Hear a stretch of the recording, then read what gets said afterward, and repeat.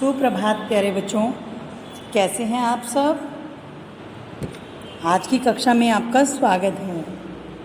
बच्चों, पिछली कक्षा में हमने अपना पाठ काल पढ़ा, उसको पढ़ा और समझा।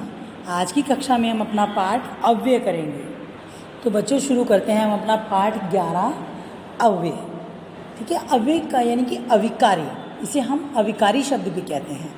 अविकारी का अर्थ क्या होता है, चलिए हम सबसे पहले समझते हैं कि अविकारी का क्या अर्थ होता है। अविकारी का अर्थ होता है बेटा जिसमें परिवर्तन यानी कि या विकार ना आए, यानी किसी प्रकार की कोई कमी ना आए।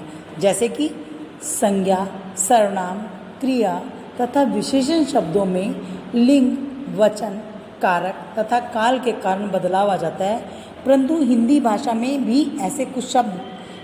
में कुछ ऐसे शब्द भी हैं जो सदा यानी कि हमेशा एक समान रहते हैं। उनका रूप में ना वे शब्द जिसमें रूप, रंग है ना, लिंग, वचन, काल या कारक के प्रभाव से नहीं बदलता है।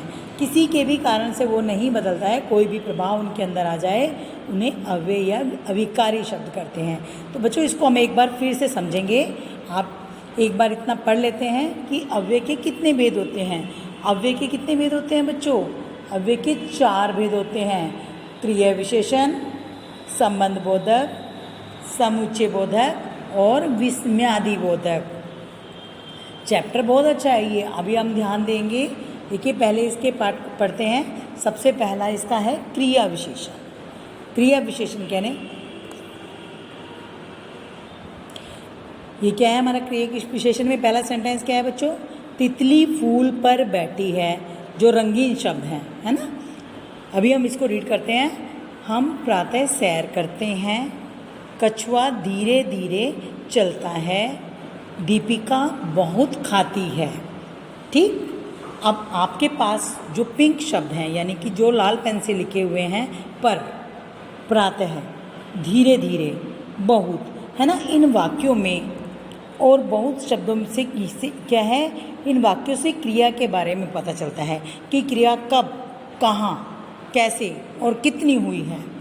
ठीक है, यानी कि बहुत खाता है कब हुई है, सुबह के समय हुई है, कैसे हुई है, धीरे धीरे हुई है ना, और कब, है ना, कितनी बार हुई है। आपके सामने देखो गिनती कैसे हुई, धीरे धीरे हुई। क्या ये सब इन शब्दों से आपको पता चल रहा है। और क्रिया विशेषण कहते किसे हैं बच्चों? जिन शब्दों से क्रिया के स्थान, समय, रीति और परिमाण संबंधी विशेषता का पता चलता है, उन्हें हम क्रिया विशेषण कहते हैं। संकेत बिंदु कौन से हैं बच्चों इसके? कुछ शब्द ऐसे होते हैं कि जब वे संज्ञा की विशेषता बताते हैं तो विशेषण कहलाते हैं, और जब क्रिया की विशेषता बताते हैं तो क्रिया विशेषण कहलाते हैं। अब देखो जैसे विशेषता क्या है इसमें? रचना तेज आवाज़ में बोलती है, और क्रिया विशेषण में क्या है? रचना तेज बोलती है। अब यहाँ पर विशेषण क्या हुआ? आवाज़, है ना। तो ध्यान दें, अर्पित की आवाज़ मधुर है, अर्पित मधुर गाता है। क्रिया विशेषण के भी आगे 4 भेद होते हैं। अभी देखो अव्यय के हमने 4 भेद, क्रिया विशेषण, संबंध बोधक, समुच्चय बोधक और विस्मयादि बोधक। इसी प्रकार अब क्रिया विशेषण के भी होते हैं। क्रिया विशेषण के कौन कौन से हैं? स्थानवाचक, कालवाचक, रीतिवाचक और परिमाणवाचक। बच्चों तो स्थानवाचक क्रिया विशेषण में क्या होता है? जो शब्द क्रिया के होने का स्थान बताते हैं उन्हें हम स्थानवाचक क्रिया विशेषण कहते हैं। जैसे विशाल अंदर सो रहा है, अब स्थान क्या है? ये क्या स्थान है बच्चों? ये अंदर है, यानी कि क्रिया कहाँ हो रही है?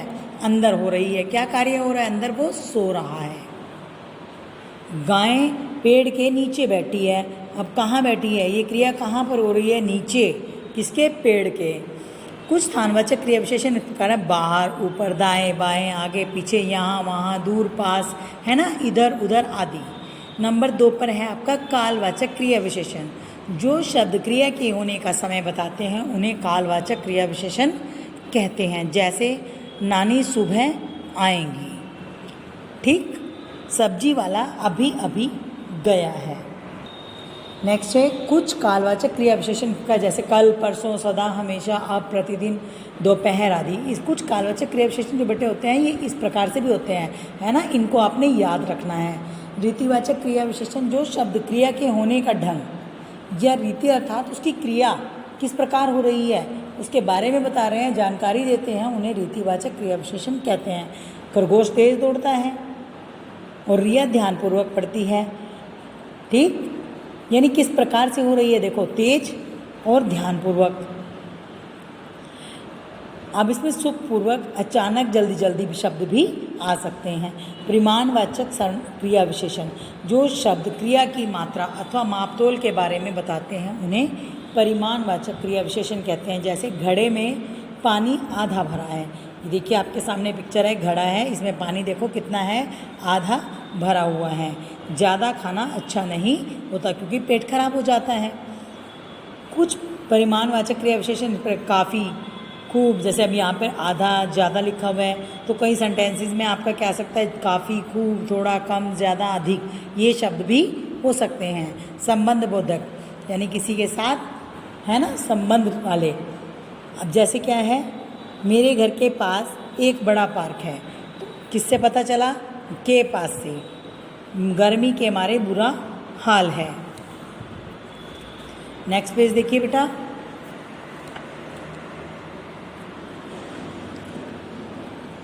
वाह, पिछले प्रश्न में आपके के पास के बारे संबंध बोधक है, ये प्रयुक्त संज्ञा सर्वनाम शब्दों के का संबंध आपस में जोड़ रहे हैं, है ना। संबंध बोधक शब्द अधिकांशतः के या से के परसर्ग से जुड़ते हैं। संबंध बोधक किसे कहते हैं, जो शब्द वाक्य में प्रयुक्त दो संज्ञाओं, है ना, दो संज्ञाओं को जब हम आपस में जोड़ते हैं या सर्वनामों का संबंध आपस में जोड़ते हैं तो उन्हें संबंध बोधक कहते हैं।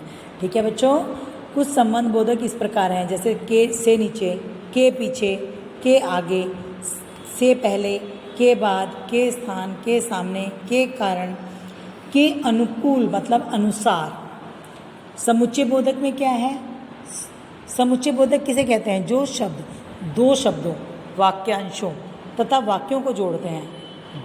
मतलब जैसे अभी साक्षी और अंकिता, है ना, साक्षी अंकिता पढ़ रही है, दिस इज नॉट राइट, है ना, तो हमें साक्षी और अंकिता पढ़ रही है, ये क्या कर रहा है, इन दोनों शब्दों को जोड़ रहा है। तुम्हें चाय पानी पीनी है या कॉफ़ी, चाय और कॉफ़ी को ये क्या कर रहा है, यहाँ पर जोड़ने का कार्य कर रहा है। कुछ समुच्चय बोधक शब्द जो है इस प्रकार से भी होते हैं, कहीं कहीं पर हमें ये वाले भी लगाने पड़ते हैं, मगर, तथा, व, एवं, अथा, अथवा, अन्य, क्योंकि, कि, इसलिए, किंतु, परंतु, पर आदि। क्लियर बेटा। विस्मयादि बोधक, है ना, विस्मयादि बोधक तो आपको पता ही, आश्चर्यजनक जो होते हैं, जैसे अरे आप लौट आए, सरप्राइज हो जाना किसी को देख के, अरे आप तो लौट आए, उसके बाद हमने ये लगाया हुआ है ना, इसे बोलते हैं विस्मयादि बोधक। कितना, वाह कितना सुंदर चित्र है, उस बच्चे को उस चित्र को देखकर बच्चा क्या कह रहा है, वाह कितना सुंदर चित्र है।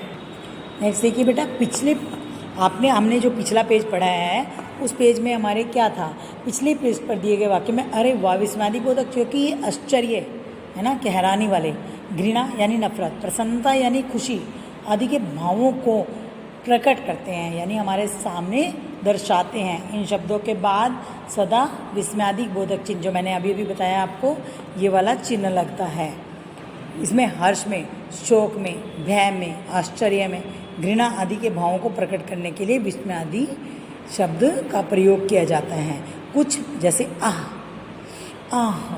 मुझे, है ना, आहा मज़ा आ गया, आह कितना दुख हो रहा, उफ छी कितना गंदा है, धत तेरे की, शाबाश, वेल डन, कि बेटा अच्छा किया आपने, शाबाश, उफ बड़े दुख की बात है, हाय तुम्हें क्या हुआ, बाप रे बाप कितना बड़ा सांप।